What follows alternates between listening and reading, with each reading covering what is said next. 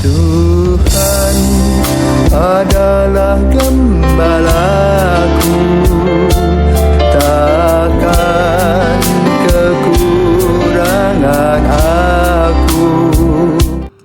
Saudara-saudari yang terkasih di dalam Kristus, selamat pagi. Salam jumpa lagi dalam Sabda Siap Saji, Minggu 18 Juni 2023, hari Minggu biasa yang ke-11. Marilah kita berdoa. Dalam nama Bapa, Putra, dan Roh Kudus. Amin. Tuhan, Engkaulah kekuatan bagi orang yang berharap kepadamu. Indahkanlah permohonan kami orang yang lemah ini, sebab tanpa Engkau kami tak sanggup berbuat apa-apa. Maka bantulah kami senantiasa dengan rahmat-Mu. Semoga kami berusaha mematuhi perintah-perintah-Mu dan menyenangkan hati-Mu, baik dengan kehendak maupun dengan perbuatan kami. Demi Yesus Kristus Putra-Mu dan pengantara kami yang hidup kini dan sepanjang masa. Amin. Tuhan bersamamu dan bersama roh-Mu. Inilah Injil Yesus Kristus menurut Matius. Dimuliakanlah Tuhan. Matius bab 9 ayat 36 sampai 10 ayat 8. Sekali peristiwa ketika Yesus melihat orang banyak yang mengikutinya, tergeraklah hatinya oleh belas kasihan, karena mereka terlelah dan terlantar seperti domba yang tidak bergembala. Maka kata Yesus kepada mereka, tuaian memang banyak tetapi pekerjanya sedikit. Karena itu mintalah kepada Tuhan yang mempunyai tuaian supaya ia mengirimkan pekerja-pekerja ke tuaian itu. Lalu Yesus memanggil ke-12 muridnya dan memberi kuasa untuk mengusir roh-roh jahat dan untuk melenyapkan segala penyakit serta segala kelemahan.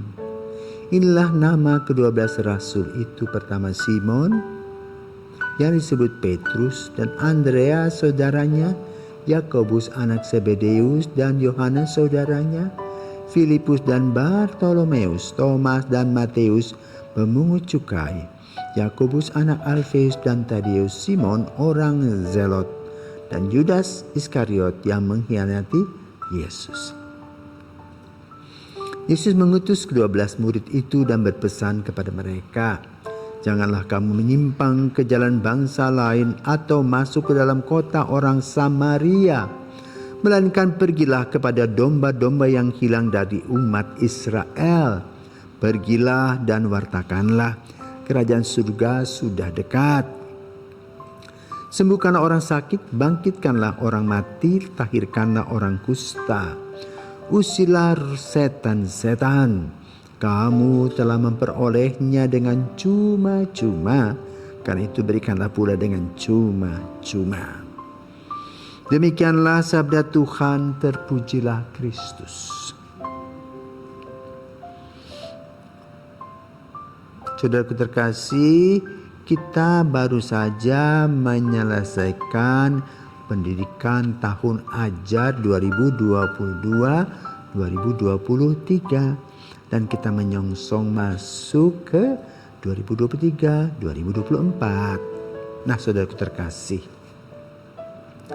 Seminari Roh Kudus Tukai ini akan merayakan 70 tahun berdirinya seminari yang didirikan tahun 1953 tanggal 9 Juli. Pada saat itu, itulah hari raya Pentakosta. Apa yang terjadi dengan seminari ini? Seminari ini mungkin berbeda dengan seminari-seminari lainnya. Seminari lain biasanya lahir dari kelompok kongregasi yang ingin membuat tempat persemaian. Namun, seminari Tukai ini adalah gagasan pribadi dari seorang imam yang mempunyai 6 suster, 3 imam dari keluarganya yang berjumlah anaknya 12. Ini hal yang luar biasa pada masa itu. Dan mereka lahir itu tahun 30-an. atau 28 dan sebagainya. Lalu mereka dikirim, sudah menjadi imam, ada dikirim ke Bali. Maka kemudian mereka juga membidani kehadiran lahirnya sekolah rakyat di Bali di Tuke ini 1 Agustus 1949, 4 tahun sesudah kemerdekaan Indonesia. Mereka melihat betapa pentingnya dunia pendidikan. Tahun 53 dilanjutkan di SMK SMP, SMK rakyat, SMP rakyat, untuk public school, dan seminari. Nah, yang untuk seminari ini ada ganjalan, ada hambatan. Waktu itu umat Katolik baru berjumlah 200 orang. Bagaimana mungkin mendirikan sebuah seminari, lembaga seminari? Lalu Pastor Syalik mengatakan, to be or not to be, lebih baik ada daripada tidak ada. Teman-temannya mengatakan, omong kosong kamu itu. Ya bukan omong kosong, aku akan cari dalam doa. Maka doanya kepada Roh Kudus. Karena itu nama seminari itu Roh Kudus. Biarlah inspirasi itu diterangi oleh Roh Kudus dan benar. Hadirlah 12 orang anak. Seperti yang diuraikan dalam Injil pada hari ini. Ada Petrus, Andreas, Filipus, Bartolomeus, Yohanes, Yudas, dan seterusnya, dan seterusnya.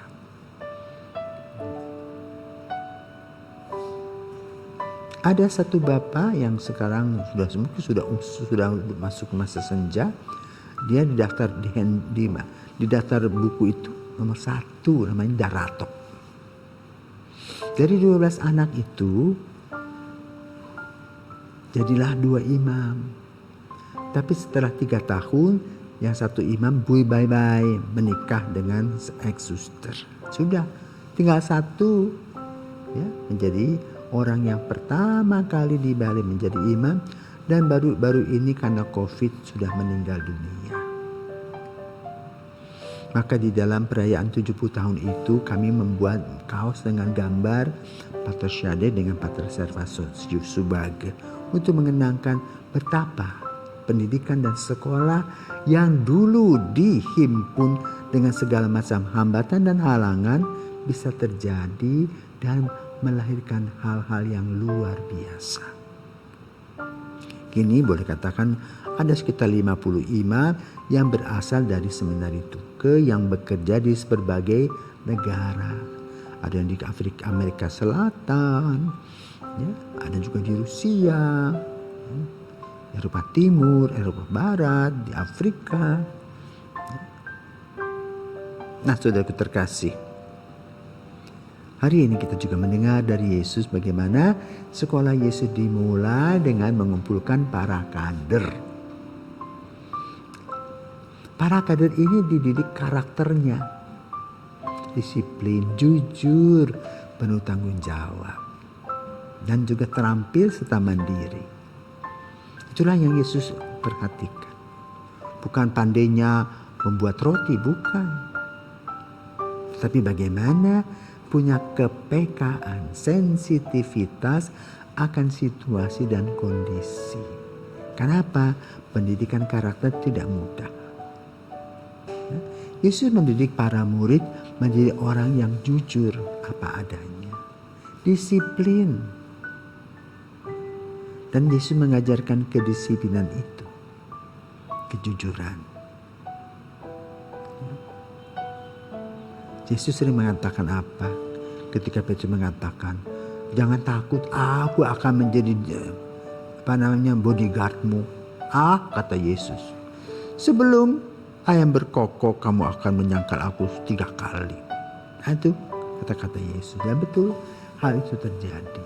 Jadi sekolah Yesus adalah sekolah pendidikan karakter untuk mendampingi iman umat. Maka kata seminari berasal dari kata semen, ya, harium, tempat persemaian panggilan yang dimulai dan diawali oleh panggilan Yesus bagi para murid.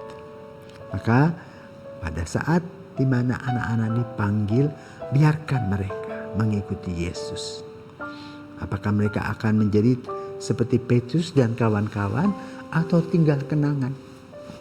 Tidak soal, yang penting pendidikan karakter sudah mereka nikmati dan mereka akan menjadi orang-orang yang sudah jadi, tahu di mana duduk dan di mana dia berdiri, tahu baik buruk, benar dan salah. Semoga pendidikan Yesus yang diawali di Yerusalem itu, di Danau Galilea, Yesus memilihnya, mengumpulkan mereka, menghasilkan buah-buah. Nah lalu berapa sih orang yang sekarang ini ada? Umat, karena tadi pewartaan itu di gereja Katolik itu 1,2 miliar ya. Pausnya 1, baru kemarin kan dioperasi. Sekarang kita doakan supaya sehat kembali. 300-400 kardinal, lalu uskup-uskup sedunia sekitar 3.500-an yang punya keuskupan. Tetapi juga ada duta-duta Vatikan sekitar 200-300 orang bergelar Monsinyur. Lalu para imam diperkirakan 600-an ribu. Ya. Nah itulah embrio dari Galilea menuju bola dunia. Tuhan senantiasa memberkati. Amin.